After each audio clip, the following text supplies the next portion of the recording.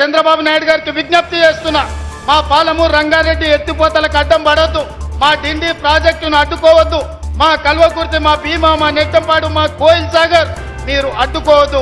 ఒకనాడు పాలమూరు జిల్లాను మీరు దత్తత తీసుకున్నా అని చెప్పింది. మీరు బాధ్యతగా ఉండండి, మమ్మల్ని బ్రతకనియండి, మా ప్రాజెక్టులు పూర్తి చేసుకోనివ్వండి. ఆనాడు ఉమ్మడి రాష్ట్రంలో శ్రీశైలం వెనకాల నుండి 4 టీఎంసీల నీళ్లు తీసుకెళ్లేది ఉంటే ఇవాళ 9.5 టీఎంసీలు నీళ్లు తీసుకెళ్లడానికి మీరు ప్రాజెక్టులు పెట్టుకున్నారు. అందుకే చంద్రబాబు నాయుడు గారికి విజ్ఞప్తి చేస్తున్నా, రాయలసీమ లిఫ్ట్ ఇరిగేషన్ 3 టీఎంసీలు రోజుకు తరలించే ప్రాజెక్టును మీరు రద్దు చేసి మీ ఉదారత్వం ప్రదర్శించండి. మీరు 2 రాష్ట్రాలను సమానంగా తెలుగు వాళ్ళని అభివృద్ధి చేయాలన్న ఆలోచనతో ఉన్నది నిజమైతే రాయలసీమ లిఫ్ట్ ఇరిగేషన్ ప్రాజెక్టును రద్దు చేయండి.